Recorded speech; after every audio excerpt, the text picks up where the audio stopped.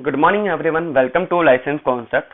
तो student, previous lecture में हमने आईपीटीजी का रोल पढ़ा था कि आपका आईपीटीजी कैसे काम करता है लाइक ऑपरेंड के अंदर। तो आज उसी के रिगार्डिंग एक एमसीक्यू है, तो वो हम उसको कवर करेंगे। मैंने कहा था कि आईपीटीजी के ऊपर बहुत सारे क्वेश्चंस आते हैं, तो एक ग्राफिकल क्वेश्चन जो आया हुआ है सीएसआई में 4 नंबर का, उसको हम कवर करते हैं। देखो क्वेश्चन क्या कह रहा है। क्वेश्चन कह रहा है कि kinetic of beta galactosidase inductions by lactose and IPTG is given below. And then इन्होंने बोला है कि assume that each inducer has been removed after a appropriate period। मतलब इन्होंने क्या करा है, बीटा गैलेक्टोसाइडेज इंडक्शन देखा है बाय लैक्टोज एंड आईपीटीजी। ठीक है, इसके लिए ग्राफ दे रखा है। यहाँ पे देखो आईपीटीजी एक्टिविटी बता रखी है पर्टिकुलर टाइम पर, एंड देन इन्होंने यहाँ पे आईपीटीजी यूज में लिया है एंड लैक्टोज यूज में लिया है। क्वेश्चन बोल रहा है कि based on the above graph determine the correctness or otherwise of the following assertion and reason. तो हमें करेक्ट आंसर बताना है। PQ बता रखे हैं, इनमें से हमें सही बताना है कि क्या सही है क्या गलत है। तो सबसे पहले हमें पता होना चाहिए व्हाट इज आईपीटीजी। तो प्रीवियस लेक्चर में आपको मैंने बता दिया था आईपीटीजी क्या होती है। अगर हम देखें इसकी फुल फॉर्म मैंने आपको बताई थी। ठीक है, ये क्या है, एक तरह से isopropyl beta D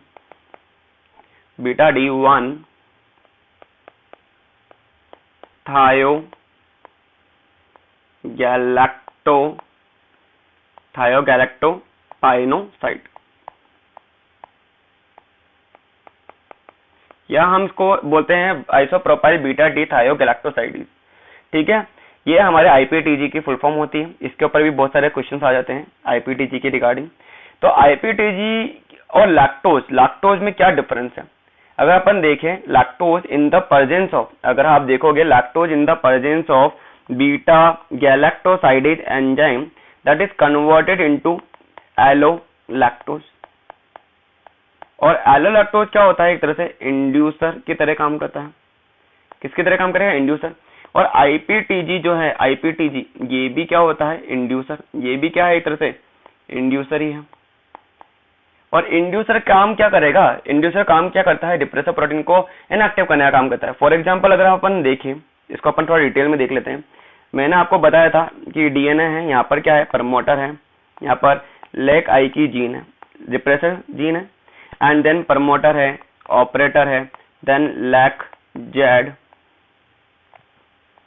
lack Y, and then lac A. Done.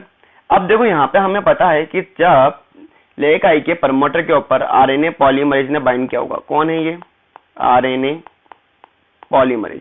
RNA polymerase ने बाइंडिंग किया होगा, तो उस कंडीशन में हमें पता है कि यहाँ पर ट्रांसक्रिप्शन होके एमआरएनए बना होगा। एमआरएनए किसका है, लेक आई का।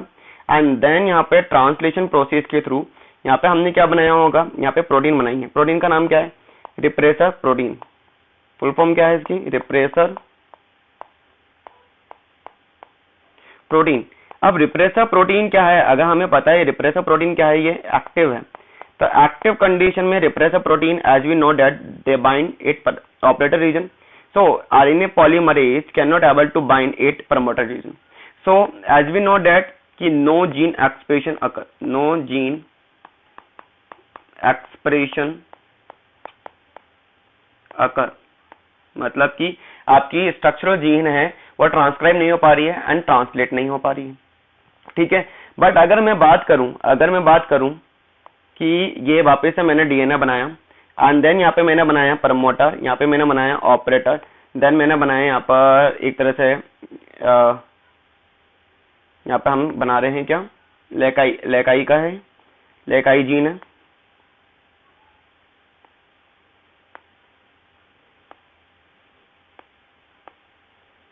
ये लेक आई है, देन प्रमोटर, ऑपरेटर, देन यहाँ पे हमने बनाया जेड, लैक वाई और लेक ए।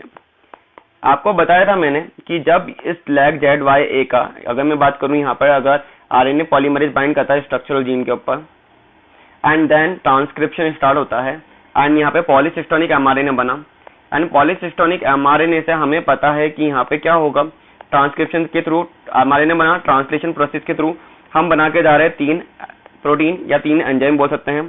एक है यहाँ पे बीटा गैलेक्टोसाइडेज, एक है यहाँ पर परमीएज और एक है यहाँ पे क्या, ट्रांस एसिटाइलेज। क्लियर है यहाँ पे। अब आपको मैंने बताया था, अगर मैं यहाँ पे क्या करके जा रहा हूँ कि यहाँ पर भी अगर आरएनए पॉलीमरेज ने बाइंडिंग करी है, आरएनए बनाया है, एंड देन यहाँ पर ट्रांसलेशन प्रोसेस के थ्रू आरपी जो बनाई थी हमने, यहाँ पे क्या बनाई थी, रिप्रेसर प्रोटीन। ठीक है, हमें पता है कि अगर हमें पता है कि यहाँ पर क्या है, अगर ये एक पर्टिकुलर सेल है, इस सेल के अंदर कौन आया, इसके अंदर मैं बाहर से लैक्टोज को अंदर लेके आ रहा हूँ। किसको लेके आ रहा हूँ, लैक्टोज को। तो लैक्टोज क्या होता है, लैक्टोज अंदर आने के बाद में, लैक्टोज अंदर आने के बाद में ये क्या हो रहा है, एलो लैक्टोज के अंदर कन्वर्ट होगा। किसके अंदर, एलो लैक्टोज के अंदर। ठीक है, किसके प्रेजेंस में, बीटा गैलेक्टोसाइडेज एंजाइम के प्रेजेंस में। और लैक्टोज हमें पता है इन the presence of beta galactosidase ये ग्लूकोज प्लस में गैलेक्टोज में भी टूटता है, ग्लूकोज एंड गैलेक्टोज में भी टूटता है। एलो लैक्टोज एक तरह से क्या करके जाएगा, एलो लैक्टोज क्या करके जाएगा, इस रिप्रेसर प्रोटीन के साथ में बाइंडिंग करेगा, इस रिप्रेसर प्रोटीन के साथ में बाइंडिंग करेगा और इस रिप्रेसर प्रोटीन को इनएक्टिव कर देगा। इनएक्टिव क्या हो जाएगी हमारी, इनएक्टिव क्या हो जाएगी हमारी, आरपी। पहले क्या थी, एक्टिव थी रिप्रेसर प्रोटीन, एक्टिव आरपी है, बाद में क्या हो जाएगी, आरपी इनएक्टिव कंडीशन में आ जाएगी। Inactive RP can not able to bind it operator region, तो जीन क्या होगी, ट्रांसक्राइब होगी। So as we know that कि एलो लैक्टोज रिप्रेसर प्रोटीन से बाइंड कर रहा है, अगर एलो लैक्टोज रिप्रेसर प्रोटीन से बाइंड कर रहा है तो रिप्रेसर प्रोटीन के पास में क्या है, अगर अपन देखें रिप्रेसर प्रोटीन के पास में क्या है, रिप्रेसर प्रोटीन के पास में था क्या, एलो लैक्टोज बाइंडिंग साइट। क्या है, allolactose binding site present है यहाँ पर। सो अगर मैं बात करूं एलो लैक्टोज बाइंडिंग साइट पे कौन बाइंड कर रहा है, अगर एलो लैक्टोज बाइंडिंग साइट पे एलो लैक्टोज बाइंड करेगा तो आरपी क्या होगा, inactive. As we know that अगर आईपीटीजी की बात की जाए, आईपीटीजी की बात कर ली जाए यहाँ पे,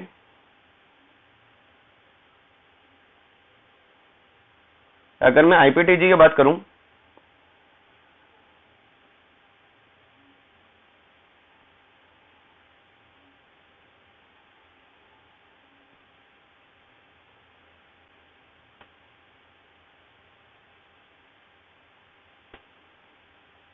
तो ये आईपीटीजी भी क्या कर रहा है, आईपीटीजी क्या करता है, आईपीटीजी बोल रहा है कि मैं क्या एनालॉग हूं, एनालॉग हूं किसका, एलो लैक्टोज का।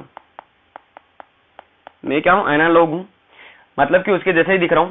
तो आईपीटीजी कह रहा है, आईपीटीजी बोल रहा है कि मैं भी क्या करता हूं, आईपीटीजी बोल रहा है कि IPTG bind it, IPTG bind it allolactose binding site. ये भी एलो लैक्टोज बाइंडिंग साइट पर बाइंड करेगा और एलो लैक्टोज बाइंडिंग साइट पर अगर ये बाइंड कर रहा है तो ये आईपीटीजी क्या करके जाएगा, इनएक्टिव करेगा। ये क्या करता है, इनएक्टिव करता है, इनएक्टिव करेगा रिप्रेसर प्रोटीन को। ठीक है, और आईपीटीजी का फायदा क्या है, जैसे कि हमें पता है कि लैक्टोज एलो लैक्टोज के अंदर कन्वर्ट हो रहा है इन the presence of beta galactosidase. हमें पता है lactose in the presence of beta galactosidase glucose plus में गैलेक्टोज के अंदर भी टूट रहा है, जबकि आपका आईपीटीजी का कोई मेटाबोलाइज भी नहीं है, आईपीटीजी किसी पर्टिकुलर कोई पार्ट में टूट भी नहीं रहा है। मतलब कि अगर मैं बात कर रहा हूं कि मेरे पास 5 मोलर, अगर मेरे पास 5 मोलर या 5 मॉलिक्यूल अगर मैं बात कर रहा हूं, या 10 मॉलिक्यूल की बात करें, 10 मॉलिक्यूल मेरे पास में लैक्टोज है एंड मेरे पास 10 मॉलिक्यूल मेरे पास क्या है, मेरे पास आईपीटीजी के हैं। तो 10 मॉलिक्यूल में से लैक्टोज में से 5 तो कन्वर्ट हो रहे हैं किसके अंदर, एलो लैक्टोज के अंदर मे बी, एंड इसमें से 5 क्या करके जा रहे हैं, 5 ग्लूकोज प्लस में गैलेक्टोज के अंदर भी कन्वर्ट होंगी। ठीक है, जबकि 10 मॉलिक्यूल अगर आईपीटीजी है आपके पास तो 10 के 10 ही क्या करेंगे, आपकी आरपी से बाइंड करेंगे, 10 आरपी से बाइंड करेंगे एंड देन वो क्या करेंगे, इनएक्टिव करेंगे। मतलब कि लो कंसंट्रेशन ऑफ आईपीटीजी क्या करके जाएगी, रिप्रेसर प्रोटीन को इनहिबिट कर सकती है और आपका इफेक्ट ज्यादा देगी as compare to allolactose. तो यहाँ पे हम मतलब क्या बोल सकते हैं, क्योंकि आईपीटीजी क्या करके जाएगा, लो कंसंट्रेशन में भी ज्यादा काम करेगा एज कम्पेयर टू लैक्टोज, क्योंकि लैक्टोज का ब्रेकडाउन है ग्लूकोज प्लस में गैलेक्टोज में एंड कन्वर्जन भी है एलो लैक्टोज में। तो फुल्ली एलो लैक्टोज में कन्वर्ट नहीं हो रहा, फुल्ली इंड्यूसर में कन्वर्ट नहीं हो रहा है, कुछ पार्ट ग्लूकोज एंड गैलेक्टोज में भी कन्वर्ट हो रहा है। तो यहाँ पे आप देखो, यहाँ पे क्या हो रहा है, तो हम क्या देख रहे हैं कि लो कंसंट्रेशन में भी आईपीटीजी बहुत अच्छा काम कर रहा है। तो आईपीटीजी बोल रहा है कि मैं क्या नहीं करूंगा, मैं लैग फेज लेके नहीं आ रहा। देखो ये डायरेक्ट यहाँ पे कहां पर आ रहा है, अगर अपन देखें यहाँ पे आपने ऐड किया है तो डायरेक्ट यहाँ पे क्या आ रही है, लॉग फेज आ रही है, लॉग आ रहे हैं। यहाँ पे क्या है, ये देखो ये क्या है, ये लैग फेज है। तो लैक्टोज के अंदर अगर लैक्टोज दे रहे हैं तो लैक्टोज में क्या आ रही है, आपको लैग फेज देखने को मिल रही है। पर आईपीटीजी अगर है तो डायरेक्ट लॉग फेज में आ रहा है। लैक्टोज है तो सबसे पहले क्या आ रही है, लैग आ रही है, देन यहाँ पे क्या आ रही है, लॉग फेज आ रही है, क्योंकि लैक्टोज को एल्लोलैक्टोज में कन्वर्ट करने में टाइम लग रहा है। लैक्टोज सबसे पहले, लैक्टोज क्या है, ग्लूकोज एंड गैलेक्टोज में भी टूट रहा है, लैक्टोज एल्लोलैक्टोज में भी कन्वर्ट हो रहा है, तो यहाँ पे टाइम लगेगा। तो स्टार्टिंग में लैग फेज आएगी, देन लॉग आएगी। बट आईपीटीजी क्या कर रहा है, किसी चीज में ब्रेकडाउन नहीं हो रहा है, किसी में कन्वर्ट नहीं हो रहा है, तो डायरेक्ट क्या होगा, लॉग फेज ले आएगा। तो देखो इसी बीच में हमको एक क्वेश्चन सॉल्व करना है। तो यहाँ पे क्या बोल रहा है, देखो based on the above graph determine the correctness or otherwise of the following assertion and reason. तो देखो पी क्या बोल रहा है, IPTG induce the beta galactosidase without a lag. मैंने आपको बोला ही है, देखो यहाँ पे कोई लैग नहीं आ रही है, डायरेक्ट लॉग फेज आ रही है without a lag. whereas in case of lactose as an inducer a lag occur before the enzyme is synthesized। तो यहाँ पे इन्होंने क्या बोला है कि आईपीटीजी है, इंड्यूस कर रहा है बीटा गैलेक्टोसाइडेज को विदाउट लैग फेज, ये लैग लेके नहीं आ रहा, डायरेक्ट लॉग फेज में आ रहा। ठीक है, जबकि यहाँ पे क्या हो रहा है, whereas in case of lactose, lactose क्या करके जा रहा है, as an inducer a lag occur, यहाँ पे लैग अकर होगी। ठीक है, before the enzyme is synthesise, enzyme synthesise होने से पहले। तो एकदम करेक्ट बात बोल दी इन्होंने।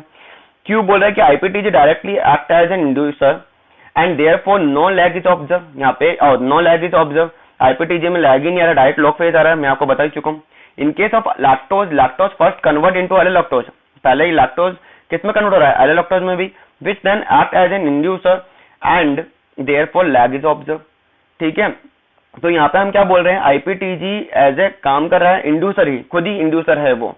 ठीक है, यहाँ पे कोई लॉग नहीं मतलब लैग नहीं आ रहा, डायरेक्ट लॉग फेज आ रही है। आईपीटीजी ऐसा नहीं है किसी और चीज में कन्वर्ट होगा, ये खुद ही क्या कर रखे जा रहा है, एल्लोलैक्टोज बाइंडिंग साइट पे बाइंड करेगा और रिप्रेसर प्रोटीन को इनहिबिट करेगा। इन केस ऑफ लैक्टोज, लैक्टोज क्या करेगा, सबसे पहले ये अंदर आएगा, सेल के अंदर आने के बाद in the presence of beta galactosidase they converted into allolactose and then वो बाइंड करेगा किससे, एल्लोलैक्टोज बाइंडिंग साइट से, किसकी, आरपी की, एंड देन वो इनहिबिट करेगा। तो यहाँ पे सबसे पहले इस प्रोसेस को होने में सबसे पहले क्या होगा, लैग आएगा, देन लॉग फेज आएगा। ओके, सो यहाँ पे हम देखें कि ऑप्शन क्या है, like both P and Q are true, definitely दोनों ही ट्रू है, ये भी सही है। The true, Q is the correct reason for P, definitely Q is the correct reason for P, क्योंकि पी बोल रहा है कि IPTG induce the beta galactosidase without lag phase. क्यों, क्योंकि यहाँ पे इन्होंने रीजन दे दिया क्योंकि IPTG directly act as an inducer and therefore no lag is observed, that's why IPTG induce the beta galactosidase without a lag. Whereas in case of lactose as an inducer a lag occur before the enzyme is synthesized. Why? Because in case of lactose, lactose was converted into allolactose which then convert into inducer and therefore lag is observed. Okay, and lactose is converted into glucose and galactose also. Okay, so lag is observed in lactose, not in IPTG. IPTG के अंदर आपको क्या देखने को मिल रहा है, IPTG के case के अंदर आपको डायरेक्ट लॉग फेज देखने को मिलेगी।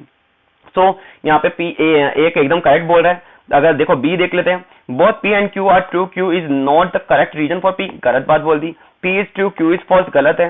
P is false and Q is true, ये भी गलत है। तो यहाँ पे अगर अपन देखें तो करेक्ट आंसर क्या आ जाएगा, करेक्ट आंसर आएगा both P and Q are true and Q is the correct reason for P. Okay, so ये आपका क्वेश्चन सॉल्व हुआ। आई होप आपको ये क्वेश्चन एकदम अच्छे से समझ में आया हो, कोई डाउट ना रहा हो। इनकेस फिर भी कोई डाउट है तो आप क्या करना, कमेंट बॉक्स में पूछ लेना कि सर यहाँ पे डाउट आ गया है, आप प्लीज बता दीजिए। तो जो भी आपके डाउट होंगे उसको मैं कवर करूंगा। ऐसे ही आपके जो मॉलिक्यूलर बायोलॉजी के रिगार्डिंग जितने भी क्वेश्चन होंगे जो 4 नंबर के हैं, वो मैं सारे क्वेश्चन आपको सॉल्व कराऊंगा। अगर आपको क्वेश्चन अच्छे से समझ में आया हो, आपके लिए हेल्पफुल रहा हो, तो लाइक करो, शेयर करो, सब्सक्राइब करो। आपकी भी कोई एमसीक्यू है तो आप टेलीग्राम ग्रुप ज्वाइन करके टेलीग्राम ग्रुप ज्वाइन कर लीजिए एंड वहाँ पे अपने क्वेश्चन सेंड कीजिए। मैं ऐसे ही उन क्वेश्चन को सॉल्व करवा के यहाँ यूट्यूब पे अपलोड कर दिया करूंगा, आप अपने सॉल्यूशन देख सकते हैं। ठीक है, लेक्चर अच्छा लग रहा हो, आपके लिए हेल्पफुल है तो लाइक करना, शेयर करना, सब्सक्राइब करना। All the best for your future exam. Bye, take care.